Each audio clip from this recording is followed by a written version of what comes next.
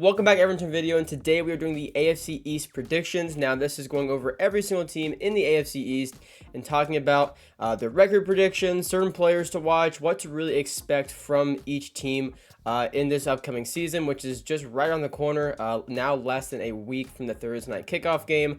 Now we still have two more of these videos to do. We have the NFC West and the AFC West. We'll be getting to those very soon. I mean before next Thursday. Also on the way soon are my official power rankings for week one, and then also I'll do week picks as well. So a lot of that really coming up. So a lot of NFL videos this week, but first is the AFC East video, and that's where we're at right now, starting with the Patriots. Now the only AFC East thing I really have is a Patriots Cam Newton shirt. So, but brief recap of 2023 for the Patriots. It was really bad. In short, I guess we'll go more in depth, but it was really bad.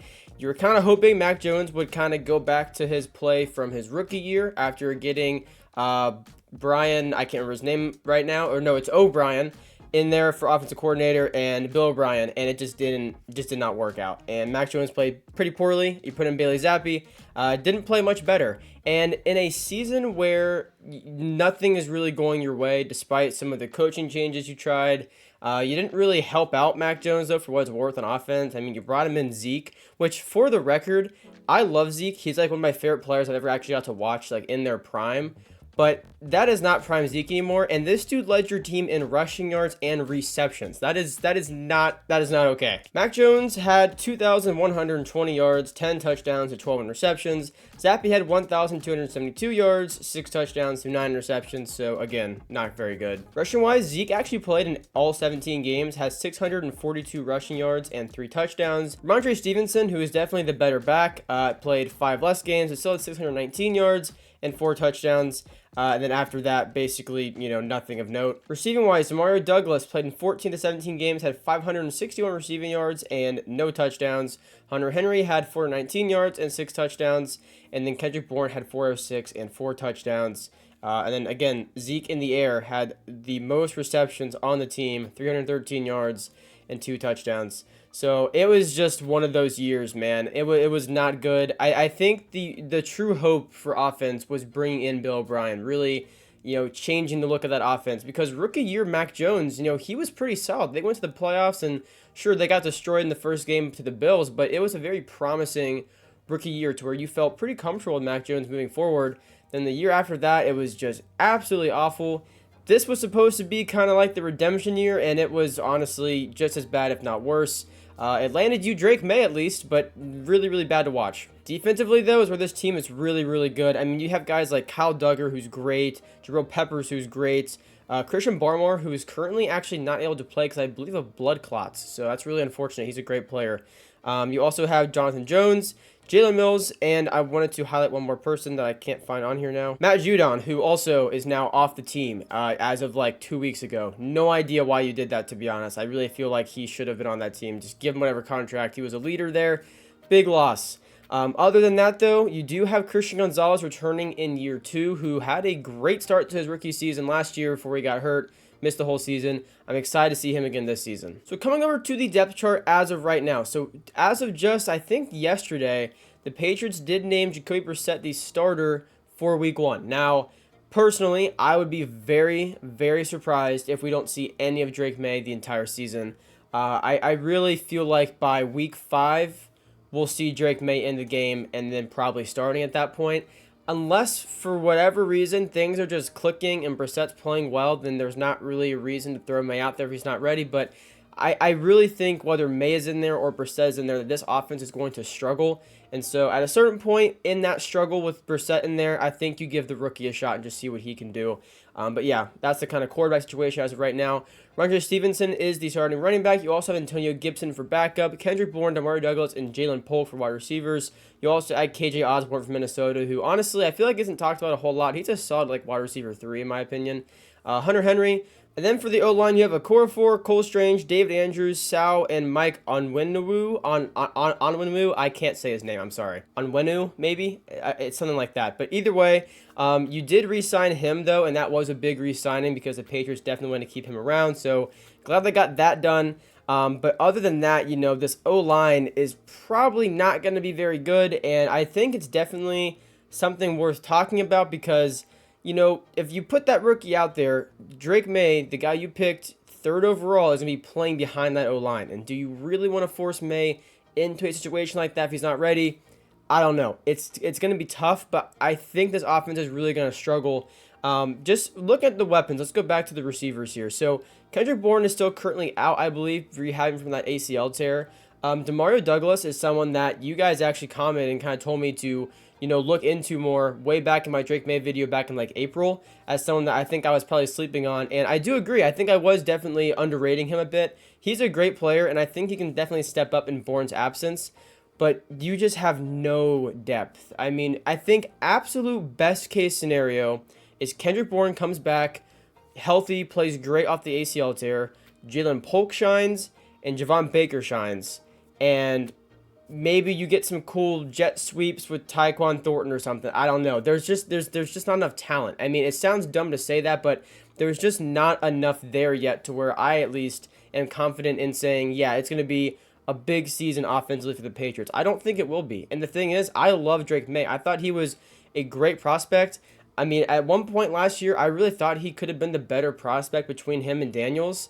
But regardless of that now, it's like there's just not a lot to really work with on this offense. So to me, I think starting Brissett is the right decision. You put him out there, you see what he can do.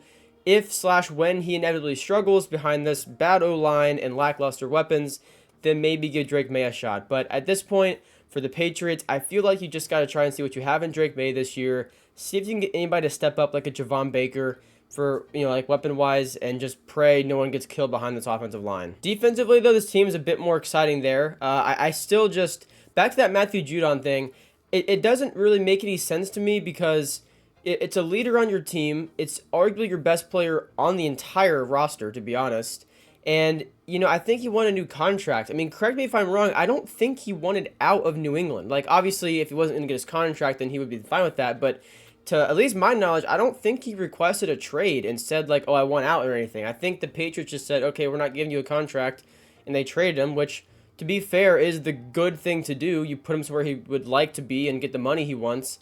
But, like, I don't get not paying him, to be honest. Maybe you're looking down the road. Maybe you're trying to save some of that money to bring in somebody on offense or something. If that's the case, then maybe that was the right move because offense is going to be really, really lackluster for right now.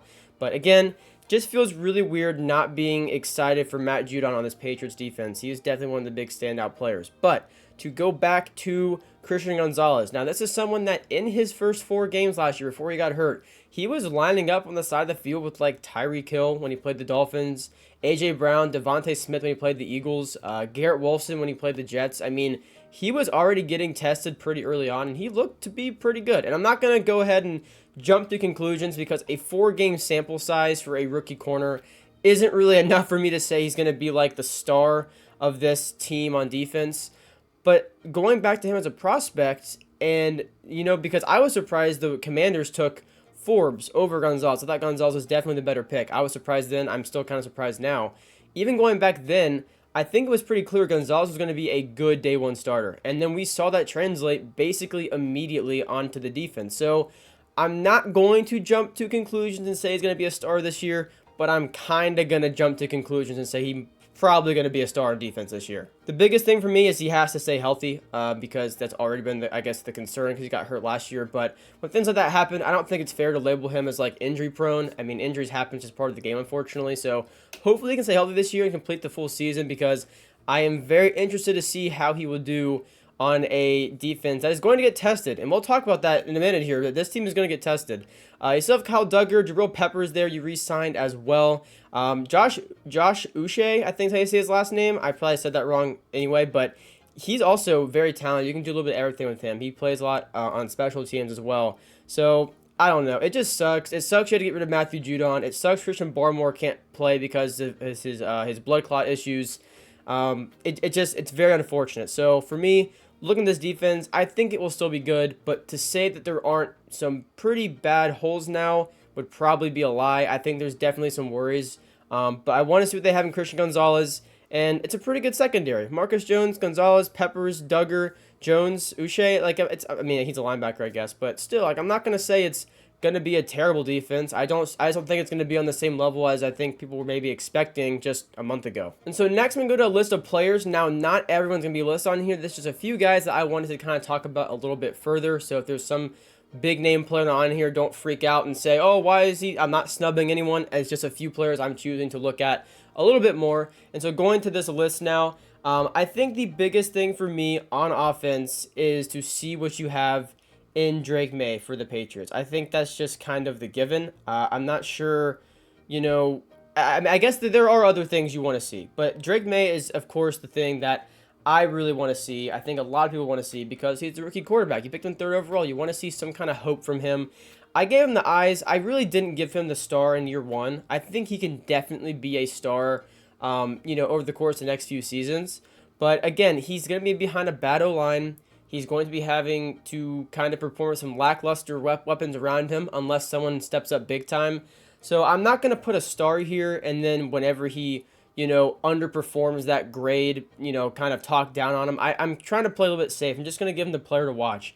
The talent is undeniable. It's just a matter of what really happens in year 1. Stevenson's definitely going to get the start for me. I think he's great. I think last year was an outlier, to be honest. I think he got hurt. I think the team was just terrible. I think it will be better this year for him. Maybe not good, but better. And then Jalen Polk gave the eyes as well. This is someone that can be very good in year 1. I don't know what it's going to look like because there's so many question marks on this offense.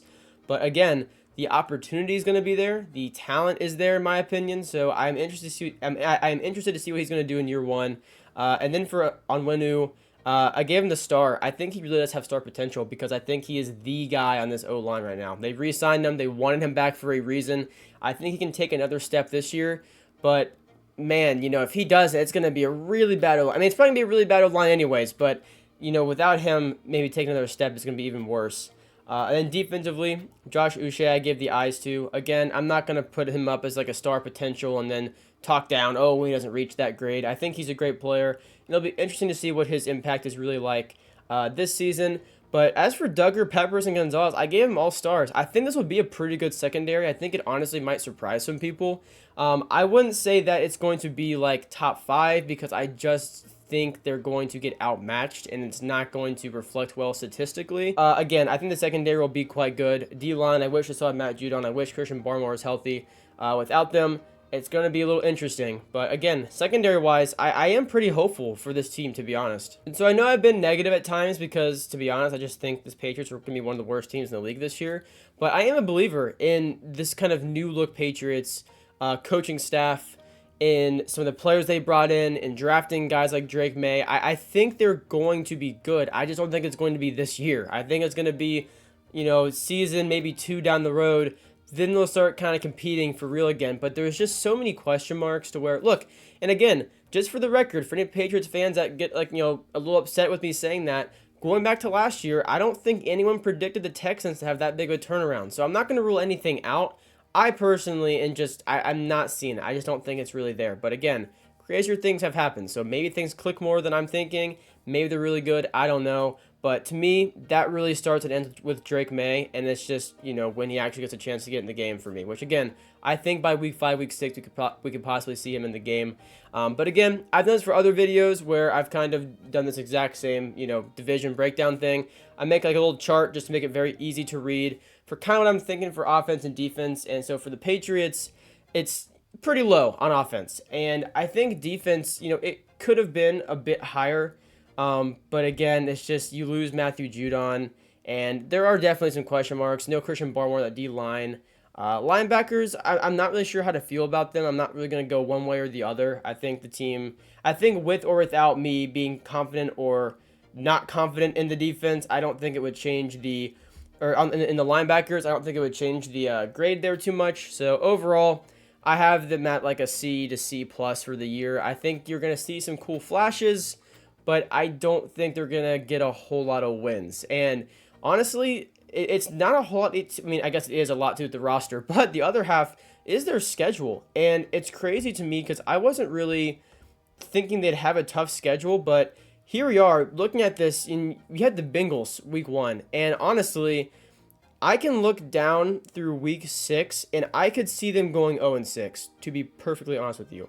And I think through that stretch of games, Seattle is their best shot. They're at home. Seattle's probably the worst team out of those first 6 games. But man, you don't have a lot of good matchups on this schedule. I mean, you could possibly beat the Jaguars, I guess. You could beat Tennessee. You could be maybe competitive with Chicago. The Cardinals are down there, the Chargers. But other than that, you're in a very tough division. And I don't know why they drew Bengals, Seahawks, Jets, 49ers, Dolphins, and Texans all in a row. But with or without Drake May in there, like even with Brissett in there, actually no, Patriots aside, even with an average team in there, that is a very tough opening schedule to have. I mean, that's probably one of the hardest 6-week stretches I've seen on any of these schedules so far.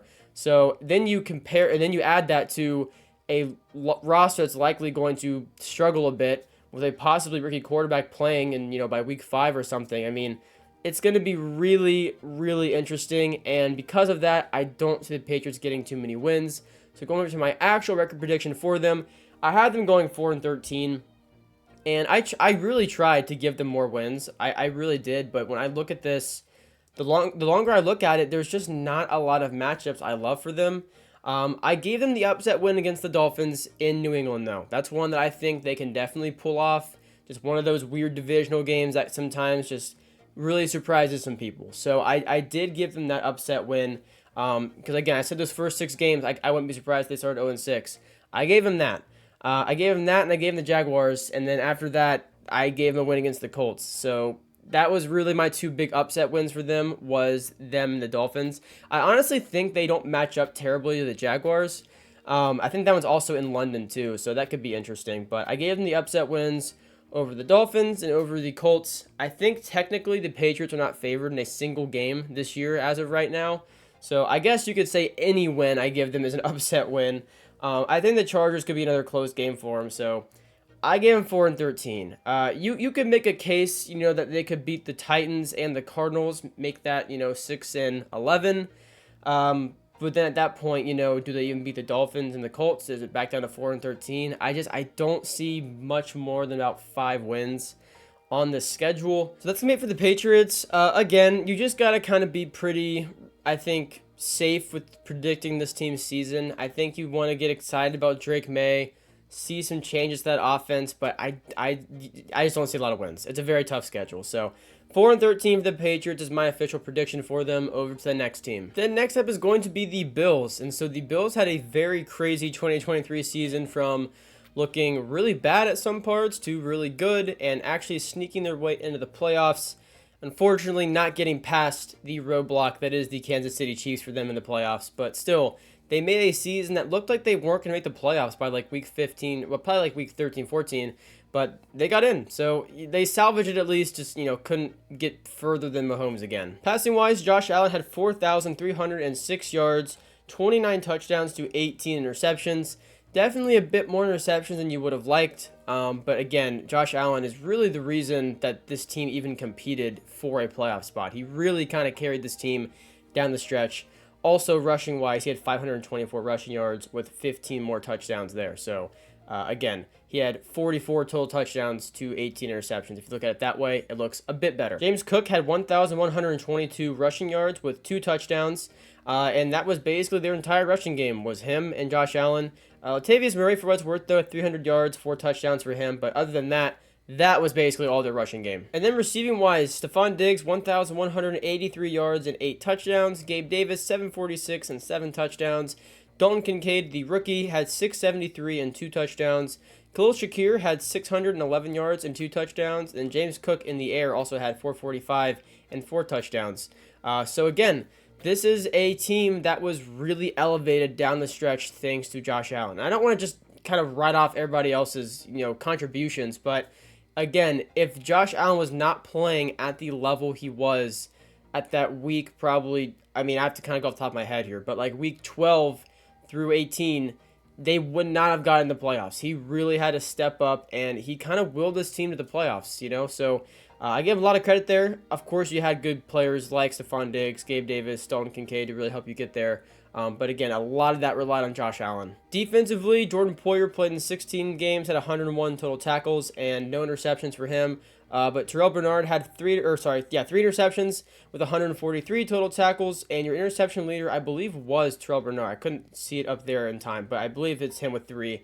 But you also had Christian Benford with 2 interceptions and Micah Hyde with 2 interceptions. And nope, never mind, I was wrong. Rasul Douglas led to in interceptions for. I knew I was forgetting somebody else. And Leonard Floyd had, in 17 games, 10.5 sacks. You also had Ed Oliver up there with 9.5 sacks. So again, that was a huge part of your D-line. AJ Mpinesa down there too. But coming over to the Bills depth chart for 2024, it looks much different than last year. It actually looks a little bare right now. They must not have signed people since, I guess, cut down day. But yeah, so as of right now, you have Josh Allen, the quarterback. James Cook and Ray Davis are your top running backs. Khalil Shakir, Keon Coleman, and Curtis Samuel as your wide receivers. That is obviously the most, glaring difference so far. And again, we'll of course come back to that. Dalton Kincaid for tight end, Reggie Gilliam for fullback. You have Deion Dawkins, David Edwards, Connor McGovern, Osiris Torrance, and Spencer Brown for your O-line. Going back up to Josh Allen, though. Actually, no, we'll pair Josh Allen with his new receiving corps. So first off, obviously, Stephon Diggs goes to the Texans. Gabe Davis in free agency signs to the Jaguars. So you're looking much different at receiver. You bring in Marquez Valdes-Scantling, who I know was down the field for a long time in preseason. I think a head injury. I'm not sure how serious that was. It has him as questionable, so I guess not too serious, which is good. But again, you sign Curtis Samuel from Washington, and you have Khalil Shakir returning, and then you draft Keon Coleman. And of course, Dalton Kincaid. So for me looking at this, because I think there's kind of two sides to the spectrum right now for the Bills. I've seen a lot of people say they're going to be awful this year. They don't have the receiving core. Josh Allen has nothing to work with. It's going to be much different without Stephon Diggs and Gabe Davis, which I agree with the final part. It is going to look much different without Stephon Diggs and Gabe Davis. And the other side of people are like, nope, doesn't matter. Josh Allen's great. It's going to look the exact same. Production's going to stay up. It's just seemed like there's just so much contrast in like what people think for the Bills this year. I honestly kind of fall in the middle because the way Josh Allen is able to really elevate the team around him, I think, is what's going to save this team if they struggle as much as I think they might. Because here's the thing. To think that going from Stephon Diggs, Gabe Davis, and Khalil Shakir to Khalil Shakir, Keon Coleman, and Curtis Samuel is going to result in zero difference, I feel like is a little interesting. I'm not going to say it's dumb or anything. That's probably a little rude, but I don't understand where that thinking comes from because, it's much different than what Josh Allen's had to deal with in the past. Even, like just the type of receivers they are, it's much different. Now, Khalil Shakir, I think, is very underrated, and I think people can write him off pretty easily, which is kind of funny coming from me because I literally forgot to mention him in like a video or two ago. But he's a really good athlete. He's great after the catch. I really think he can be a good wide receiver 1. Now, after that is where it gets a little questionable for me, though, because Keon Coleman, he does not separate at all. He really is a contested catch guy. He's aggressive, but there's not a lot of separation. It's just not really part of his game, to be honest, which doesn't, it's not necessarily a bad thing, but you're not getting someone like Stephon Diggs or Gabe Davis. Gabe Davis, I know, is very inconsistent, but I think he was a pretty decent route runner. You can correct me if I'm wrong there, Bills fans, but I feel like he was a pretty good route runner, even though he wasn't super consistent all the time. And then Curtis Samuel, who, again, really good playmaker, but I don't exactly see him being a big wide receiver 1. And so for that reason, I'm kind of like, the production from Josh Allen, Stephon Diggs, Gabe Davis, I don't think that can be the same as Josh Allen, Khalil Shakir, Keon Coleman, or Curtis Samuel, substitute whoever in there.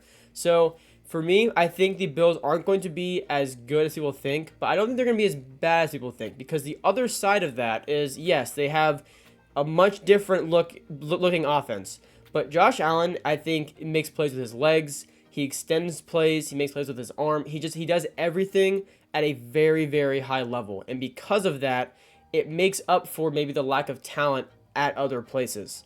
And so that's why I kind of think they're in the middle right now, because if someone like Keon Coleman lights it up in year 1 and Khalil Shakir is great at wide receiver 1, whatever it is, then this team's ceiling is going to be raised. I still think the floor, though, is still a pretty competitive offense. Now, team overall, I'm not sure how it's all going to go. I guess I am sure. I'm just going to say it later in the video. But I do think that offensively, it's going to look much different. but I don't think that means bad. I think different can mean just different. It doesn't have to mean bad. And so I do think it's going to be a different look. I think it's going to rely a bit more on guys' playmaking abilities and after the catch. I think it's going to be a bit more creative as far as the way the offense is going to have to look, and maybe lean on James Cook and Ray Davis more in the run game. I'm not really sure, but I think to say the Bills won't be competitive because they're losing Stephon Diggs and Gabe Davis, I don't think that's entirely true either. Now, defensively, you have Greg Rousseau returning. You have Ed Oliver still there. You still have Rasul Douglas, Taylor Rapp, DeMar Hamlin's there at free safety. But something that really sucks is Matt Milano already going to IR. I think he tore like his quad, I think. No, he tore his bicep. He tore something. I cannot remember what it was. Maybe it was pec. I know it was some kind of tear, but it sucks. And I'm not sure how long he's actually out for, but it sounds like it's either for the season or like, December or January. So definitely a bad loss. It's worth noting you do have Von Miller on this roster, but it's really anybody's guess what Von Miller is at this point in his career. So he's worth noting because he's Von Miller, but I'm not sure what to really go off from there. I think defensively this team is going to be good, but I do think it's not going to be difficult for them to be outmatched, if that makes sense. I think that's when the offense has to come into play. You have to kind of just try and outscore guys if the defense starts to struggle, because I'm not going to sit here and say it's the strongest defense, but I do think their secondary is a little underrated, and their D-line is solid. Like, their D-line's really not that bad. Greg Rousseau is pretty good. I think he's going to get better. Ed Oliver is obviously great too. AJ Epinesa is good. I can never say his name correctly the first try for some reason. But yeah, so you have playmakers on this defense. I would have loved it a bit more if Matt Milano was healthy, which really sucks. But again, I do think to say that the Bills won't be good because they lose two receivers, granted two very good receivers, it's not entirely accurate. And even Gabe Davis, he really wasn't that consistent. The big loss is Stephon Diggs. Gabe Davis was good, yes, but it is not impossible to replace his production on this team. Stephon Diggs is definitely that wide receiver one that you're going to be missing, but who knows? Maybe Keon Coleman fills it in. I don't know. I think overall, though, looking at the entire team, this defense and this offense, there's not really a reason why it wouldn't still be competitive. And so coming over to that list of players, once again, not everyone's going to be listed here. Josh Allen I gave the gem to, who is definitely a top 5 to 6, 7 quarterback in the NFL. He's probably like 2 or 3. Ray Davis, I gave the eyes to in year 1. Rookie running back, I think he's going to get a decent amount of work, to be honest. I think James Cook will be utilized in both the rushing and receiving game, but Ray Davis, I think, will get his fair share too. I could see a solid 400, 500 yards from him in year 1 on the ground. Curtis Samuel and Keon Coleman, I gave the eyes to because I don't exactly know what that's going to look like. I think Shakir's the one. He's not on here. I think he's the one. I think from there, it's very interesting to see what the split is going to be for Curtis Samuel and Keon Coleman. Samuel's obviously a veteran. We know what to expect more from him. Keon Coleman could be really, really good or not much of a factor. We really don't know. I'm not really sold on him one way or the other. So that's why I just gave player to watch, honestly, for both of them. Who knows what that's what that will really look like. Dalton Kincaid, though, I gave the star to. I think he's honestly going to be one of the better weapons on this team. I didn't talk about him a whole lot a second ago because that was more for just the receivers specifically. But Dalton Kincaid is going to be one of the top targets on this team. And that's another thing I think that isn't being talked about a whole lot is like, yes, you lost Stephon Diggs, you lost Gabe Davis, but it's not impossible to replace Gabe Davis' production. Stephon Diggs' absence will be felt, I think, definitely to some degree. But when you have a guy like Dalton Kincaid at tight end, it really opens up the field on offense. And Josh Allen, he can make plays with his legs too. So it's going to be an interesting dynamic. I think it's going to be a lot of after the catch plays happening when you have guys like Curtis Samuel and Khalil Shakir. I don't think it's going to be a lot of, just huge contested catches. I don't think you're going to see a lot of just go routes where someone just, burns a corner. I think it's really going to be a lot of after the catch and yards after the catch that this team's going to benefit off of. But still, Dalton Kincaid is going to be one of the top targets on this team. That's another thing, another reason that I think that it's easy to overstate the losses of Stephon Diggs and Gabe Davis. Yes, it is a loss. Yes, it's going to look different. But that doesn't mean it's going to be bad just because it's going to look different.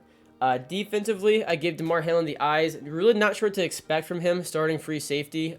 Could be really good. Could be pretty not good. So we'll have to see how that goes.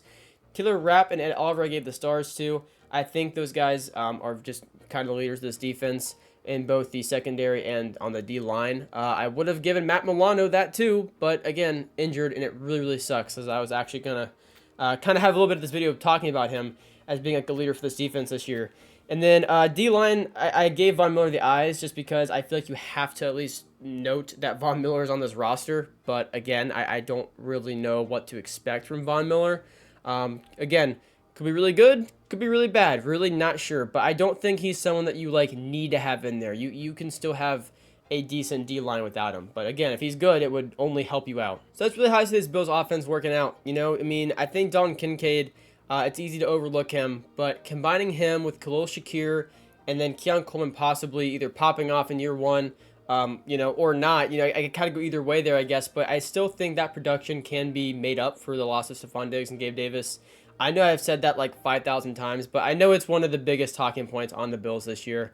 And I believe in Josh Allen being able to elevate this team. And so just looking at the kind of chart, I guess, I made, I still have the Bills offense being pretty good. I don't think it's going to be a huge fall off. And it's not that I think they're not going to struggle. I think they'll definitely struggle at some point because it's not the most talented offense in the world. But I think to just say they're going to be bad isn't really fair either. I gave the defense, I was tempted to give it A-. I kind of give it B+. I had them like right on the fence there. So if you would have the defense in A, I don't really blame you. I mean, it could really go either way for me, either B+ to A. So, you know, just in there somewhere. But overall, though, I have this team like an A- to an A. I think they're still going to be competitive. They're in a very tough division. Really a 3-team race for first place. And those 3 teams, I think, are all very, very similar in play level. So I think it's going to be very, very exciting to see that play out. For the Bills, I think it's going to start and end with how they replace that loss of production. But again, in my opinion, I think they'll do it just fine. That's why I have them still at A tier. If you really don't feel like they're going to be able to replace that production, then you probably have them, or that offense, you'd have that much lower. And I understand that. I personally just think the offense is still going to be pretty good. So that's why I have them there. So coming over to the Bills' schedule. So you have Arizona week 1, who you can definitely beat. I would assume they are favored in that game. And again, you have the Dolphins twice a year. You have the Jets twice a year. You have the Patriots twice a year. I think the first half of this schedule is honestly, I wouldn't say easy, but it's definitely easier than the second half. Second half of that schedule, you do have like Miami. You have the Chiefs, you have the 49ers, you have the Rams, you have the Lions, and you have the Jets again. It's actually pretty tough second half of the season. First half, I wouldn't say it's easy, but you do have like the Titans, you have the Seahawks, you have the Cardinals, you have the Jaguars. It's definitely not on the level of the second half of the season. So for me, in my opinion, for the Bills to start this year, well, not even start, for the Bills to be good this year, they need to really capitalize on that first half of games. If you can really come out there, only lose like 2 or 3, that'd be really, really clutch, because the second half, you're going to be tested at, you know, like the most pivotal part of the season. So I think that's a very big part of the year. So for my record prediction, though, for the Bills, I actually have them going 10-7, and I think you could make this higher, although personally, I don't have them winning the division. So that's why I have them being 10-7. I've seen some people have it as low as like 7-10. I don't think that's going to happen. I think the talent is still there on the roster. It just looks different. I had them beating Arizona week 1. I had them losing to the Dolphins. And I had them losing to the Ravens, Texans, and Jets. So again, now I did say that the second half of the schedule was much more difficult. However, I did give them some big wins down the stretch, like beating the Chiefs, beating the Jets again. I had them losing to the Rams and Lions, though. And then first half, I have them losing to the Texans and the Ravens. So I have it pretty even. I have it almost perfectly 3-3, although I have an extra loss in the first half. And the reason I say that, because I know I just said that they need to capitalize there. I think this team is going to start slower, which is why I gave them another loss in that first half. I think they're actually going to be able to beat some of those better teams in the second half, because I think they're just going to be at a good pace. I think that things are going to be clicking more at that point in the season. I think that's the way it was last year. I think it'll happen again. I wouldn't be surprised if there are some growing pains. I think that's honestly kind of inevitable with how different this team is, offensively at least. So I do think right around like that Colts game, they're going to really hit a stride, which, to be fair, I do have a 3-game losing streak there. But I had them ending off in a 3-game winning streak too. So I think the Bills will be pretty good this year at the end of the day. I think it'll be different. I think it'll have its fair share of question marks, but I think the talent is still there. I think Josh Allen is good enough to elevate this roster. even though it might not be quite as good on paper as in years past. So I had the Bills going 10-7. I know the Bills is a very questionable one, so let me know down below if you guys think the Bills are going to be good this year or bad this year. I know a lot of people have some very different opinions on this team. It's a very polarizing team for this season. But yeah, those are my thoughts. Over to the next team. And so next up, I have the Jets. Now, of course, this is a team that was very hyped up going into last season, and after 54 seconds, basically all the wind went completely out of the Jets' sails. So passing-wise, of course, Rodgers went down basically immediately, and that was his season. And so they brought out Zach Wilson once again, who played in 12 of the games. Maybe you're hoping for a miracle and he would look much improved, and it wasn't there. 2,271 yards, 8 touchdowns, but 7 interceptions. Trevor Siemian came in at one point, had 724 yards, 2 touchdowns to 4 interceptions. Tim Boyle came in at one point and had 360 yards, and then 1 touchdown to 4 interceptions. So once again for the Jets, 2 years in a row now, or at least then, it was very poor quarterback play. Rushing-wise, though, Breece Hall played in all 17 games and had 994 yards and 5 touchdowns. Dalvin Cook had 214 and no touchdowns. And then Zach Wilson, for what it's worth, 211 but no touchdowns. Receiving-wise, Garrett Wilson, 1,042 yards, 3 touchdowns. Tyler Conklin was second with 621 and no touchdowns. Breece Hall had 591 in the receiving game as well with 4 touchdowns there. And then Alan Lazard, 311 with 1 touchdown. And Xavier Gibson, 229, no touchdowns. Defensively, this team was still very, very good. You had guys like Jermaine Johnson showing a whole lot, 7.5 sacks. You had Quinnen Williams, 5.5 sacks. And 11 tackles for loss. Then you had DJ Reed, who's playing well in the secondary. Sauce Gardner, of course, who was playing well. And again, it just wasn't enough because of the lack of production on offense. So coming over to the depth chart, as of right now, you have Aaron Rodgers starting quarterback, Breece Hall and Braylon Allen for your running backs, Garrett Wilson, Mike Williams, Xavier Gibson for wide receiver, Tyler Conklin for tight end, Tyron Smith for left tackle, John Simpson left guard, center Joe Tippmann, right guard Elijah Vera Tucker, and right tackle Morgan Moses. Let's start with Aaron Rodgers. So this is one I think once again is going to be a very polarizing player to talk about, because even going back to last year, it was kind of all over the place. It was, oh, Rodgers is old at this point. He wasn't as good at his last season in Green Bay. And then we didn't really get to find out anything last year. So now the people that kind of thought that are now also thinking, well, he's also coming off an Achilles tear, which is it's a very fair point. And I've also had my own thoughts of like, man, Rodgers is what, like 40 or at least close to it. After coming off an Achilles tear, I don't know how to feel about that. At the end of the day, I still think Rodgers is a good quarterback in the NFL, and he's just one of those guys you can't bet against. He's just like, I mean, I'm not going to say just like Tom Brady. He is an all-time great. We'll say that. Rodgers is an all-time great, and you just can't bet against guys like that. When it comes to health and stuff, it's a bit different because sometimes guys just don't recover well from those injuries, especially, older quarterbacks. I think Rodgers at least doesn't have to rely on his legs. Like, he's not a big running quarterback, but it still is a huge, part of your game when you're, stepping back, your footwork, evading defenders. It's still a very big deal, even though he's not a scrambling quarterback. And while, yes, maybe his last year in Green Bay wasn't great, the prior 2 years he was back-to-back MVP.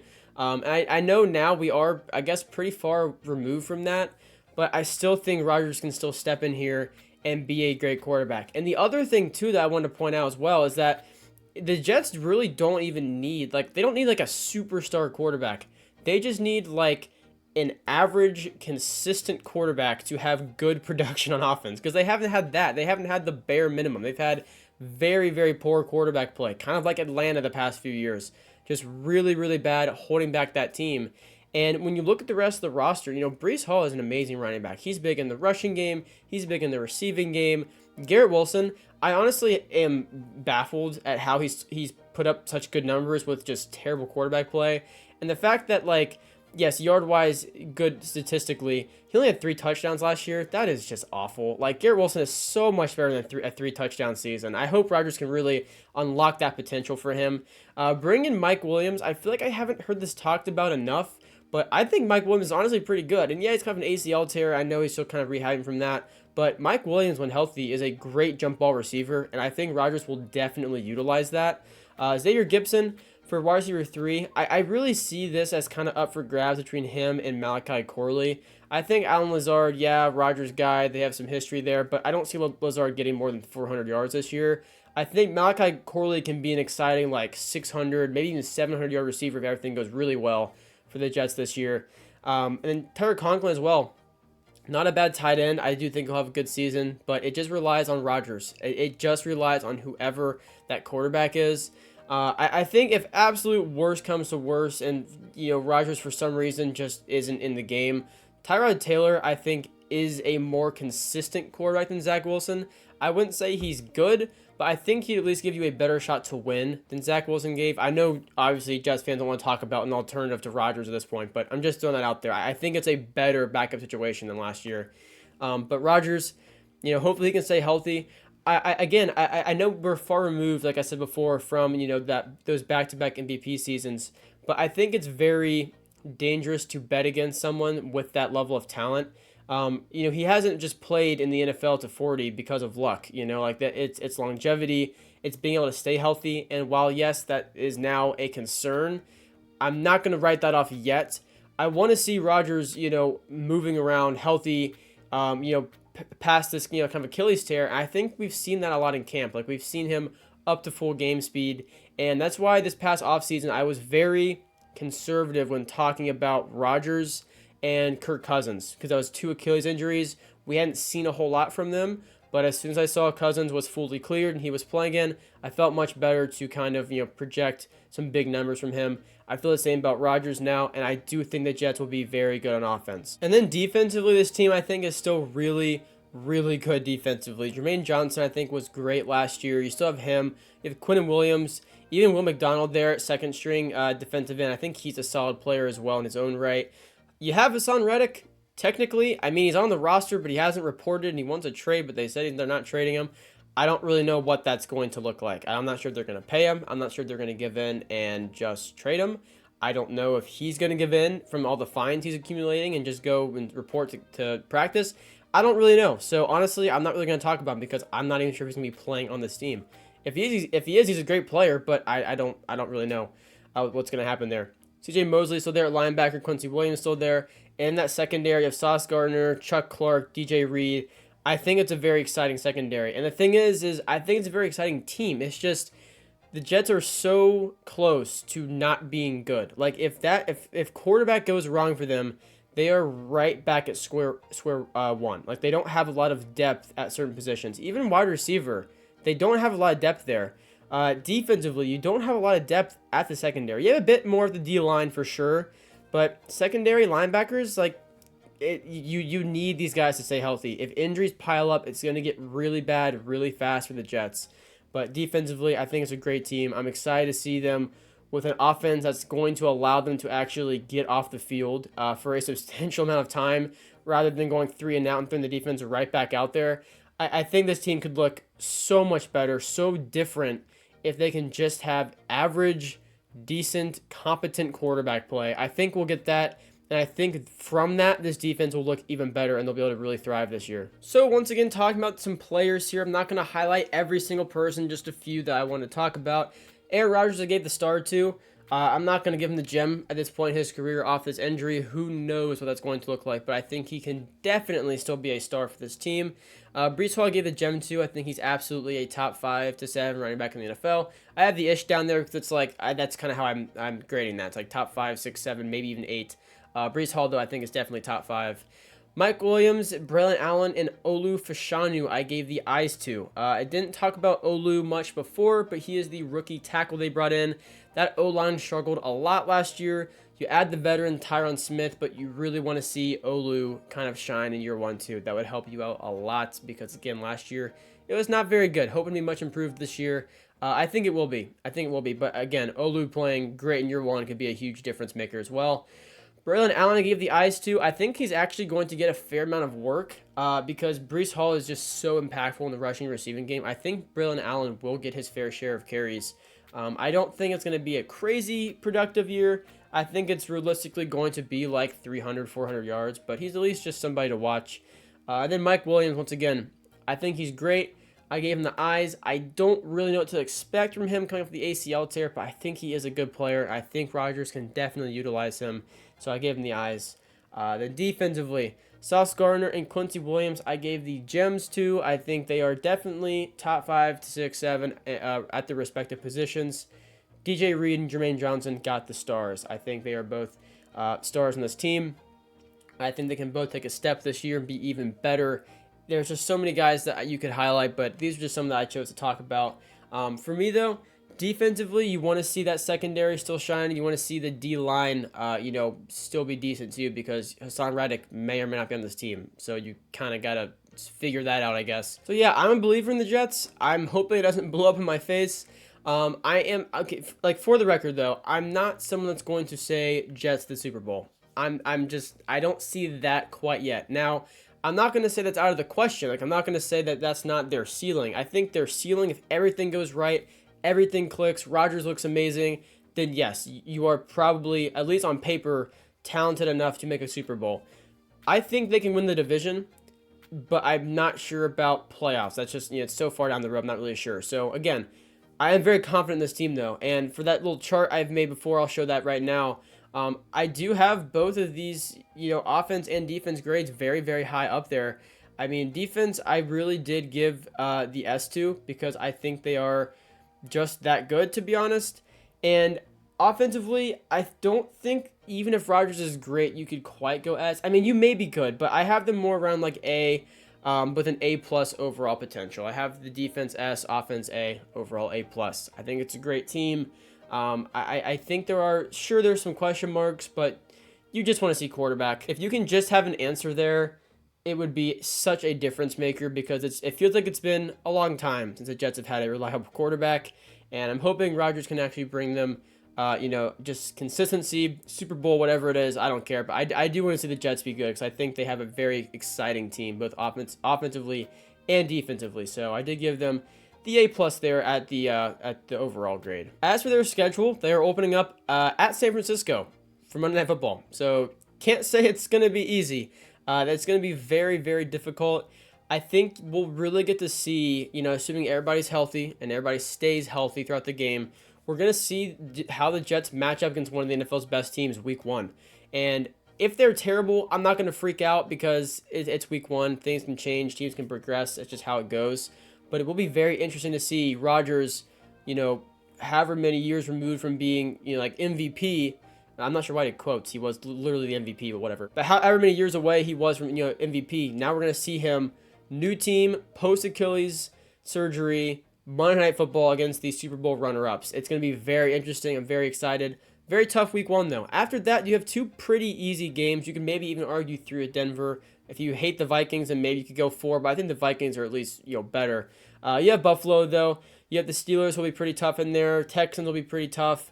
But again, I think the schedule, I think it favors the Jets. I think it's going to be a schedule that they're going to get tested, but you're not going to feel like this team is never getting a break. Like, you have the Cardinals, you have the Titans, you have the Patriots, you have the Broncos, you have the Jaguars, who I think are worse than the Jets. So there are definitely going to be the games where you're expecting the Jets to go out there and really put on a show.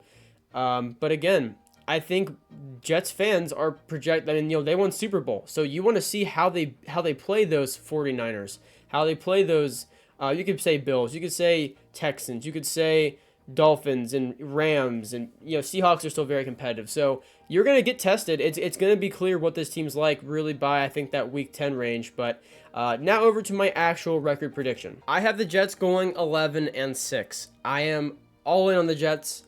I am a big believer in this team. I have them losing to the 49ers and the Steelers within the first 1, 2, 3, 4, 5, 6, 7 weeks.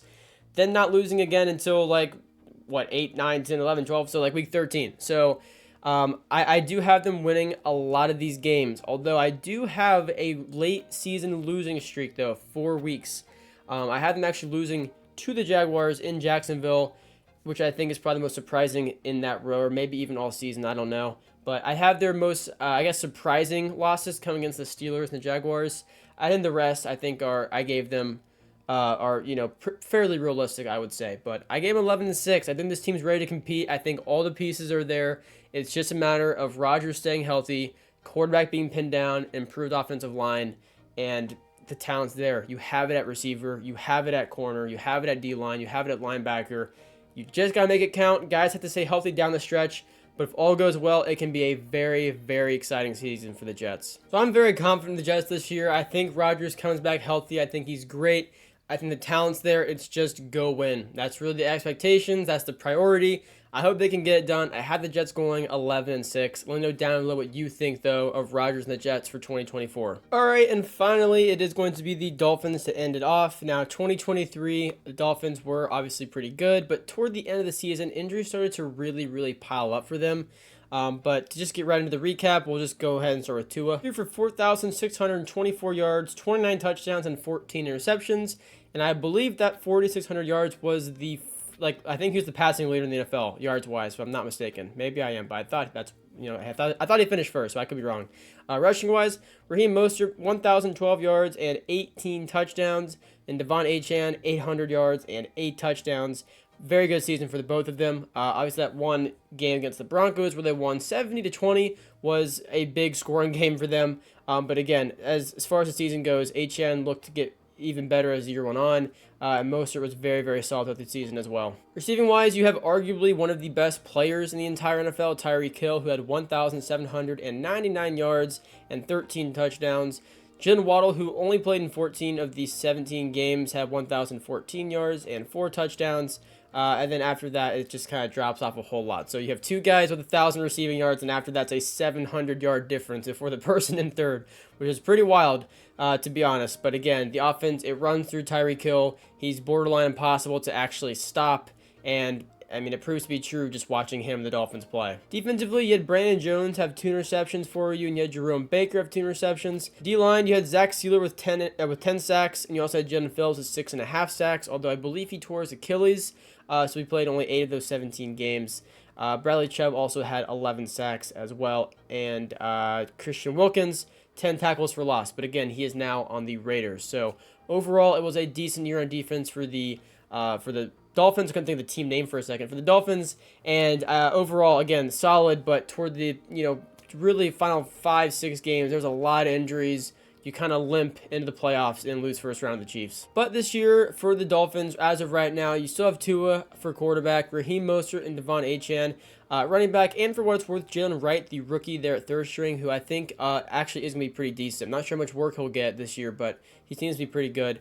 Tyreek Hill, Jalen Waddle, and Odell Beckham Jr. for wide receivers. We'll come back to Odell. I'm going to say that for a second. Jonnu Smith, tight end. Fullback, Alec Ingold for O-line. Teron Armstead, Robert Jones, Aaron Brewer, Liam Eichenberg, and Austin Jackson. So starting with Tua, I think, him getting that contract, people were kind of all over the place with it as far as, like, he's overpaid. Tua's overrated, whatever. I think Tua does his job. He runs the offense well. I don't think he's a bad quarterback. I don't think he's a top, probably 10 quarterback. I think he's probably a top 15 quarterback, but I do think he's good. I do think he's deserving of a big contract. And again, I don't have much more to say about it. I think Tua's a good player. He runs the offense well. Raheem Mostert, Devon Achane are obviously the top 2 backs, but Jalen Wright, I think, is also supposed to be very, very, very, very fast. So kind of fits into the offense pretty well there. I'm not sure how much work he'll get in year 1. I would say probably like the 300 to 400 yards range at the most. I think it's still going to be Mostert and Devon Achane with a lot of the workload. Tyreek Hill, of course, is just Tyreek Hill. That's just, not much more to say about him. Jalen Waddle hopefully stays healthy this entire year. Only missed 3 games last year, but, hopefully he can stay healthy. And then Odell. So he is currently their wide receiver number 3. And as I said for Zeke earlier this video, that Zeke was like one of my favorite players I've ever got to actually watch, like, their prime. Same with Odell. Like, I absolutely loved prime Odell. I still love Odell, but he's just not someone you can count on, unfortunately, week in and week out to play at a high level. I just don't think he's really at that stage of his career anymore. I think, can he be a wide receiver 3? Like, yes. I mean, you go back to last year. I mean, you guys saw those stats. After the top 2 receivers, it's a 700-yard difference. Odell can put up 300 yards in the season. I don't know, honestly, how much more than that. I would say probably 500 at the most. but I think he can do his job. He's been out. I think he's expected to return soon, and I think he'll be ready for week 1 or week 2. But again, for what's worth, he is on the team. He is starting, apparently, on the team. Braxton Berrios is there, too, though, for wide receiver number 4. Other than that, the Dolphins' offense, it runs through Tyreek Hill. I mean, it really does. And I think it's interesting because you have a pretty good running back room at this point, but when you have someone as good as Tyreek Hill, I mean, you don't really always want to run first. Like, you want to get Hill in the game. You want to get him, in a rhythm. You want to get him the ball because that's just where your best chance to win lies. Like, it usually depends on Tyreek Hill making plays and being that guy for you. So I think it's going to continue that way this year. I don't see why it'd be any different. But again, there is no doubt that speed is this team's probably biggest strength when you have guys like Hill and Waddle and Achane and Wright, even Mostert. Like, there's a lot of speed on this offense. And then defensively, you do add Jordan Poyer in free agency, which is definitely interesting. I think he'll still be decent. It's just weird not seeing him on the Bills, to be honest. Javon Holland, excellent safety. I mean, I think he's a top 5 to top 6, 7 safety in the NFL. So spoiler alert, whenever I go to like that little player list I make, I think Holland's, just honestly just an excellent player. Jalen Ramsey, I don't think he played his best last year. I think at this point in the year, he is still in his career, he's still like a good player. Like Jalen Ramsey, I don't think is a bad player. He's a good corner. I know it sounds obvious saying that, but last year I think we didn't see his best. I think he can play at a higher level than what he was playing at. Hopefully, Jaden Phillips comes back healthy. He was having a pretty good year last year until he went down with that Achilles, which really sucks. Zach Steeler is still there for left defensive end, who led them in sacks last year. And overall, I think the Dolphins have a good defense. I think the Dolphins are a good team. It's, again, like I said for the Jets and the Bills, it is a 3-team race for first place. And in my opinion, those 3 teams are very, very on like a very, very similar level of play. I think they're all very close. So it's going to be a very tough year, but this defense, I think, is definitely good enough for the Dolphins to end up being, first place in the AFC East. And so to get to some of those players, first off, I have Tua and Achane with the star. I think Achane has a phenomenal season. In my opinion, I think he ends up having a better season than Mostert statistically, and, just in general, I think he's going to have a better year. Tua, I give the star to, of course. I'm not going to give him the gem. I don't think he's top 5. I don't think he's top 10, but I think he's excellent. I think he's a star for this team. Tyreek Hill, though, obviously gets the gem. He is definitely top 5 at his position. He could even be considered top 1. Odell and Jalen Wright, I gave the eyes to. I really don't know what to expect from Jalen Wright when he's behind Mostert and Achane. I think he is very talented, but not sure what to really expect there. And then Odell, I don't know what he is at this stage of his career. Yes, he's a starter. He is wide receiver 3, but I don't really know what to expect there, to be honest. Defensively, I did give Ramsey the gem because I have that as being like a top 5 to 6 to 7, maybe even 8 player in his position. I think Jalen Ramsey is still a top corner. I'm not going to say he's top 3, but I think he is still a great corner in the NFL. So that's why I gave him the gem there. Javon Holland I gave the gem to as well. I think he is a top 5 safety in the NFL. I think he's only getting better. I think he takes another step this year. So that's why I gave him the gem. Jordan Poyer I gave the star to. It's going to be really strange not seeing him on the Bills, but I do think he's going to provide them with some help there at secondary. And then Jaden Phillips, again, I gave him the eyes. I don't know what that timetable looks like for him from this Achilles injury. I do think he can bounce back from it because I think he was having a great season, and I hope he can take another step because, again, sometimes those Achilles injuries can really stunt a player's growth. So hopefully he can bounce back healthy and be even better this year. And, yeah, that's really all the players I wanted to highlight for the Dolphins. I think they have a lot of talent in this roster. I think they will be just as good as last year. I really don't know why they wouldn't, to be honest. I think they still have their big players still intact. I think the biggest loss was Christian Wilkins going to the Raiders. You're definitely going to miss his presence. But other than that, I think this team is still very talented. And again, for the Dolphins, I think it just starts and ends with Tyreek Hill. You have to have Tyreek Hill on the field, you have to have him healthy, and you have to have the ball in his hands. And when you do that, you're going to have the best chance of winning the game. It's just really that simple. I mean, it's more, easier said than done, of course. But Tyreek Hill is the best player on the field a lot of times. And it's just ridiculous to watch his speed and footwork all kind of play at the same time. Because, I know for a time, Tyreek Hill said that he wasn't even really working on his release, as a receiver. He was just outrunning guys. He's just that fast. And it wasn't until a couple of seasons ago that he was actually working on his release off the line, which is unreal. It's unbelievable. He's one of the best receivers in the entire NFL. I'd love to see Odell get a lot of work this year. I just don't think it's really on the table. I really feel like it's going to be Tua, Raheem Mostert, Devon Achane, Tyreek Hill, Jalen Waddle, and that's your big guys on offense. Maybe Jonnu Smith puts in some work, but not really sold there one way or the other. But again, offensively, it's going to be a good year. I really don't see why it wouldn't be when you have guys like Tyreek Hill on the roster. And so for that reason, I do have the Dolphins offense at A+. I don't quite have it S. You could absolutely put it S. I was trying to reserve S for like top 5. I don't quite have the Dolphins top 5 offense, but if you do, that's honestly valid. Like it's so hard to stop. They can do so many things well. Defensively, I have it more of like an A- to A. There's still a few question marks for me, like making up for Christian Wilkins' production now that he's off the roster. Jordan Phillips coming back in healthy. How that secondary plays, if Ramsey plays at a better level this year, because you don't have Xavier Howard anymore, so how is that all going to work out? There's definitely this fair share of question marks on this roster, but I think the Dolphins are just that good. It's going to be a good year for them, I think, despite the question marks.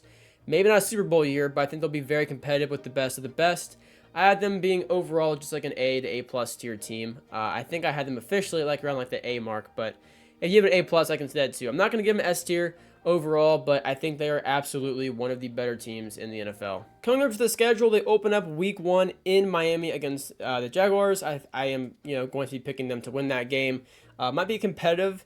Might be more competitive than people think, but I do think the Dolphins come out on top of that one. And again, you have to play the NFC West, I believe, and the AFC South. I think with the divisions you have to play, and then of course, your own AFC East. But they have some tough games on this roster, especially second half of the year. You do have the Rams there, you do have the Packers there, you have the Jets, you have the Texans, you have the 49ers, and you have the Browns and the Jets again. So for me, the Dolphins have to finish the year strong, because if they're one of those teams that are kind of like on the bubble for winning the division, that week 13 through 18, it's going to get really, really competitive. It's going to be really important, and they're going to be tested for sure. It should be really, really exciting. But again, before that, though, the first half of the year, you have the Patriots, you have the Titans, you have the Jaguars, you have the Cardinals. You have some games you're going to have to capitalize on there. So, again, I think the Dolphins are very, very good. Over to my record prediction for them. I do officially have the Dolphins going 11-6 as well. So I actually have them being the same record as the Jets. So I guess it would come down to, like division tiebreaker there to see who gets first place. But again, I have them winning those first 4 games, and then I have that upset win for the Patriots there. I don't have them losing again until Buffalo. So again, I tried to give a few more losses on the second half of the schedule. I think it is very tough. I gave them the loss at Green Bay, the loss in Miami against the 49ers, the loss in Cleveland, and the loss in New York to finish the year off. But it's going to be an interesting year for the Dolphins, because you're going to have teams like the Bills and the Jets right there with you, and there's not going to be a lot of room for error. You really can't lose those 2 games in a row. So that's why when I had them on that 3-game losing streak to end the season, that's how I can see the Jets really getting in there and taking it like that last, almost like the last second, basically, to take that division title. I think they have to finish strong. But again, there's a lot of moving parts. It is a lot of moving parts as far as, will the Bills still be competitive? Will the Rodgers be back and healthy? If those things do happen and the Bills are still good and Rodgers is back and healthy, it'll be a very competitive division. But honestly, if the Bills aren't good with their their loss on offense, and if the Jets aren't good because Rodgers isn't, his former level of play, the Dolphins, they could be the clear favorite. It just depends how you look at it. Personally, I think those other 2 teams will be very competitive, and I think it'll be a very close race for the division title. So, Dolphins 11-6. I think it'll be a great year. You could easily have them going 12-5. But yeah, I have them going 11-6. So guys, that is going to do it for the video. Be sure to leave a like and subscribe down below. It is free. It takes just a second and really helps me out. We are closing in on 700 subscribers. I believe we're 5 or 6 away. And then also just on the road to 1,000. So I appreciate all the support there. Comment down below who you think is going to win the AFC East this year. What you agree with me on, what you don't agree with me on, whatever it is. I appreciate the comments. Yeah, I'll see you guys in the next one. Peace out.